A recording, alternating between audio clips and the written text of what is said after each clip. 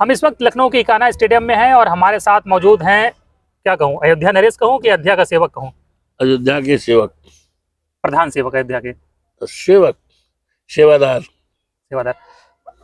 नौ प्रभु के कृपा पात्र। चलिए, आपको जनता ने तो क्या कहते हैं, सर माथे पे बिठाया, ऐसा सेवक भगवान सबको बनाए। हाँ। 9 सीटों पर विधानसभा के उपचुनाव में रिजल्ट आ गया। आपकी पार्टी का मामला जमा नहीं, 7-2 से पीछे हो गए आप लोग। ऐसे कैसे जन्म बनाएंगे 27 में सरकार? ऐसा है, ये 9 सीटों में चुनाव हुआ है। लोकतंत्र में लोक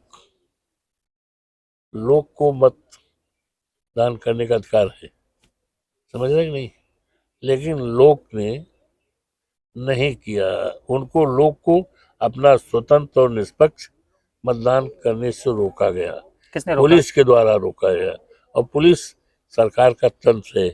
रिवाल्वर लहराया गया और पूरी तरह से अफसरों को लगाया गया जो जहां तक है। तो निष्पक्ष अगर चुनाव होता तो 9 सीट हमारी निश्चित तौर से जीतती है। वो तो कह रहे हैं कि कुंदरकी में सब मुसलमानों ने भाजपा को वोट दे दिया, योगी जी मुसलमानों के नए उभरते हुए हृदय सम्राट हैं। अच्छा, हाँ, सब गलत फहमी है, और गलत फहमी 27 के चुनाव आने दीजिए, सारी गलत फहमी समाप्त हो जाएगी।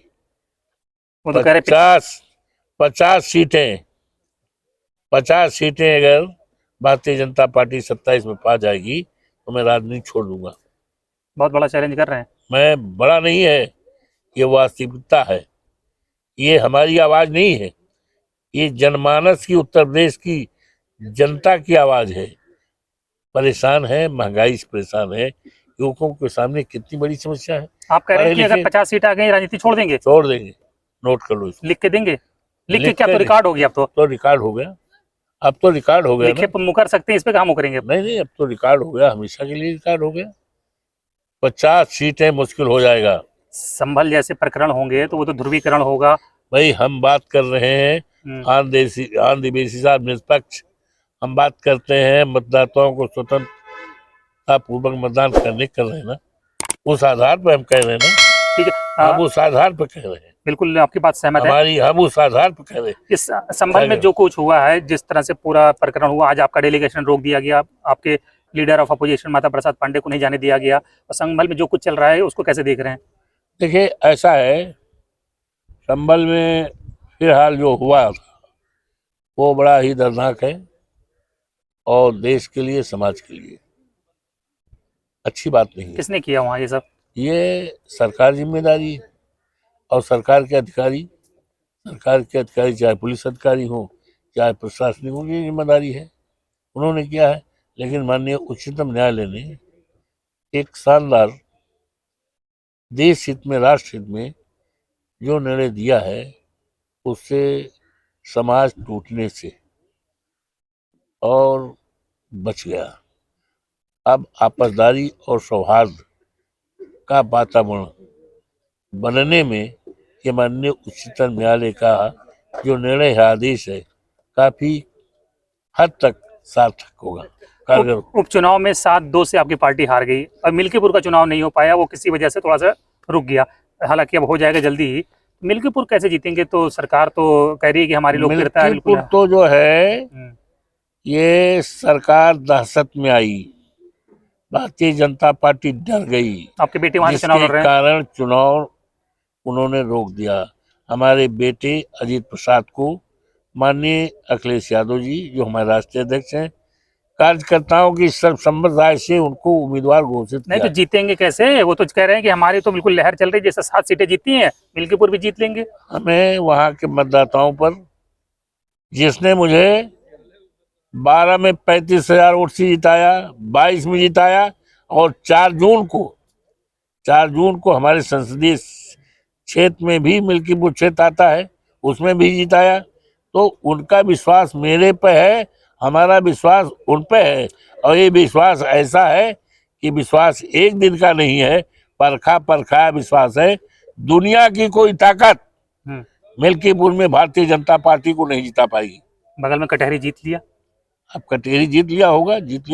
हम कटहरी बात नहीं कर रहे हैं, कटहरी में जैसे जीता है उसे हमने बता ही दिया है। जिस तरह जीता है, जग जाहिर है कि जबरदस्ती है, लोगों को डालने नहीं दिया जबरदस्ती, लेकिन मिल्कीपुर में जो जबरदस्ती नहीं चलेगी, नहीं चलेगी। ओम प्रकाश राजभर तो कहते हैं उपचुनाव तो सरकार का होता है। अरे यार, सूप का है, चलनी का है। जी में 72 जिनमें 72 क्षेत्र, ओम प्रकाश का कहाँ कौन स्थान रह गया भाई, कहाँ के रहे हैं? धोबी कुत्ता न घर का न घाट का, कहाँ गए थे, क्या करने, क्या हो गए? मंत्री है, अरे सम्मान करना चाहिए। मंत्री है, हम जानते हैं मंत्री का सम्मान के लिए डिजर्व करे तब वो ना, डिजर्व करे तभी सम्मान। किस तरह से देख रहे हैं कि यूपी की पॉलिटिक्स जो है 27 में चुनाव होने हैं, जनरल इलेक्शन होने हैं, बहुत इंपॉर्टेंट चुनाव है, किस तरफ जा रहा है? क्या लग रहा है कि आप लोग सही दिशा में बढ़ रहे हैं? क्योंकि उपचुनाव ने तो जो दिखाया है वो उससे संकेत ठीक नहीं है आपकी पार्टी के लिए। देखिए ऐसा है, 27 का चुनाव पीडीए, समाजवादी पार्टी और इंडिया गठबंधन बहुत शानदार तरीके से वेलफेयर स्टेट की जो कल्पना है, कल्याणकारी सरकार बनेगी। ये सरकार कल्याणकारी नहीं है और पूरी तरह से भारतीय जनता पार्टी का सफाया होगा और माननीय अखिलेश यादव के नेतृत्व में एक बहुत अच्छी शानदार कल्याणकारी सरकार बनेगी। यूपी का सबसे लोकप्रिय नेता कौन है? ये तो जाहिर है हमारे नेता लोकप्रिय हैं, माननीय अखिलेश जी।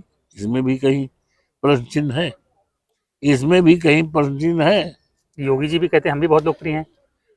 अब योगी जी तो साधु संत हैं, लेकिन साधु संत का जो विचारधारा है, जो सोच है, उससे थोड़ा इतर काम कर रहे हैं, भटक गए रास्ते से। भटक गए हैं। रास्ता उनका जो साधु संत का होता है, उस रास्ते से भटक गए। एक आखिरी सवाल, मिल्कीपुर में तैयार हैं तमाम शासन प्रशासन से निपटने के लिए? क्योंकि कैसे चुनाव लड़ेगा शासन प्रशासन आपको पता ही है। हम शासन को भी देख चुके हैं, प्रशासन को भी देख चुके हैं, और अभी 4 जून को देख चुके हैं। सारे दुनिया में जिसकी चर्चा है, सारे देश और दुनिया में चर्चा है, अयोध्या जनपद की फैजाबाद लोकसभा की सीट सब जान चुके हैं। वह सारे देश दुनिया में अगर कोई चर्चा है तो अयोध्या जनपद की, जहां मर्यादा पुरुषोत्तम राम की धरती है। भारतीय जनता पार्टी ने इनकी मर्यादाओं को तोड़ तोड़ कर खंडित किया है। अच्छा, समस्या क्या है? अवधेश प्रसाद जीत गए हैं अयोध्या से, तो भाजपा क्या समस्या हो गई, क्या दिक्कत हो गई है भाई? और भी जगह से सब समाजवादी पार्टी सांसद जीते हैं, लेकिन अयोध्या में अवधेश प्रसाद जीत गए, इससे क्यों समस्या है? ये तो बीजेपी से पूछिए कि आपके सामने क्या समस्या है। ये दलित का बेटा जीत गया इसलिए क्या? अब जो भी है समस्या, वो तो उनसे पूछे, क्यों आपको परेशानी हुई, क्यों अयोध्या से अवधेश प्रसाद से आपको दहशत बढ़ गई, क्यों अवधेश प्रसाद से घबरा रहे हो, क्यों आपने सही टाइम पे मिल्कीपुर का चुनाव? ये सवाल तो आप उनके सामने रखें भाई, उनके सामने रखें। नहीं, उनसे तो पूछा जाता, वो तो कहते हैं अयोध्या के लोगों से गलती हो गई। हाँ ना, गलती हो गई। ऐसा है कि उनकी जो धर्म पर आधारित राजनीति थी वो खत्म हो गई। इस देश में राजनीति चलेगी आपतदारी की, भाईचारा का और संविधान का। बाबा साहब भीमराव अंबेडकर का संविधान की राजनीति चलेगी, महंगाई पर रोक लगाने वाली राजनीति चलेगी। और इस देश में करोड़ों जो नौजवान हैं, पढ़े लिखे हैं, बड़ी बड़ी डिग्रियां लिए हैं, डिग्रियां जलाने के लिए मजबूर हो रहे हैं, आत्महत्याओं पर सोच रहे हैं, उनके लिए कोई सरकारी नौकरी नहीं है। आज देश के सामने, राष्ट्र के सामने, हमारे सामने इस तरह की समस्याएं हैं। उनको जो सरकार, जो पार्टी उन पर जोर देगी, उसी की सरकार बनेगी। आखिरी सवाल, आप लोकसभा में देश के 2 सुपरस्टार नेताओं के बीच में बैठते हैं, राहुल गांधी, अखिलेश यादव, उस वक्त पैर कहाँ होते हैं? 7वें आसमान पे होते हैं कि 8वें आसमान पे होते हैं, जब 2 बड़े इन सुपरस्टार नेताओं के बीच में बैठते हैं? जब ऐसा है, हाँ, हम तो जमीन में पैदा हुए हैं और जमीनी हकीकत जानते हैं और जमीन पे ही काम करते हैं और जमीन पर रहने वाले लोगों के दुख दर्द और समस्याओं की चिंता करते हैं। आप भूमिपुत्र तो हैं, सबको पता, आप भूमिपुत्र हैं, धरती पुत्र हैं, जमीनी व्यक्ति हैं, लेकिन इतने बड़े नेताओं के बीच बैठने में तो फिर अलग एक होता होगा ना, मन में एक अलग ही चीज चलती होगी। हम एमपी हैं, हाँ, हमें लगता नहीं हम एमपी हैं। हम 6 बार मंत्री रहे, हमें कभी आभास नहीं हुआ कि हम मंत्री कौन हैं। ज्यादा प्यार करते हैं आपको, राहुल गांधी या अखिलेश यादव? ऐसा है, हाँ, मैं तो सबको समझता हूँ, सभी मुझे प्यार करते हैं, आप भी मुझे प्यार करते हैं, सारे क्षेत्र के लोग, प्रदेश के लिए और देश और दुनिया के लोग आज प्यार कर रहे हैं। मोदी जी से मिले कभी 1-to-1 अकेले? मोदी जी तो सामने बैठे हैं, बैठते हैं। क्या कहे, आपको देख के क्या रिएक्शन करते हैं? अब रिएक्शन तो उन्हें पूछिए जाकर।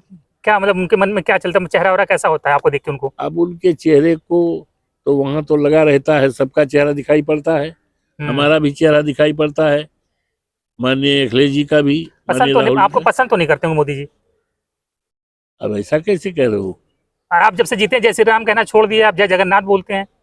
तो ये तो उनसे पूछिए भाई, ये तो उनसे तो पूछिए आपकी कि वजह से ही तो उन्होंने बंद कर दिया जय श्री राम। ये हम नहीं कह सकते, ये हम नहीं कह सकते। वो क्यों, वो तो उनकी विचारधारा है। राम राम से उनका लगाव कम हो गया है या चुनाव हारने से, ये सवाल तो उनसे पूछे जा सकते हैं, ये उनका विषय। चलिए सर, दूसरे विषय में हम काहे हस्तक्षेप करें? सही बात है, हम काहे हस्तक्षेप करें भाई? उनके मन की बात वो जाने। उनके मन की बात वो है यानी, या वो तो कोशिश करते हैं मन की बात देखने, हर रविवार को, देश अक्सर को रविवार को अपने, बताते हैं अपने मन की बात। लेकिन उनकी मन की बात को देशवासियों को समझ नहीं आ रहा। क्या बात है, धन्यवाद सर बात करने के लिए और शुभकामनाएं आपको मिल्कीपुर चुनाव के लिए, धन्यवाद, फिर मिलेंगे। कि लड़ पाए आप शासन मिलेंगे। प्रशासन सत्ता से। हाँ, हम तैयार, आएंगे, मिल्कीपुर ही हम आएंगे, तैयार बैठे हैं। बिल्कुल।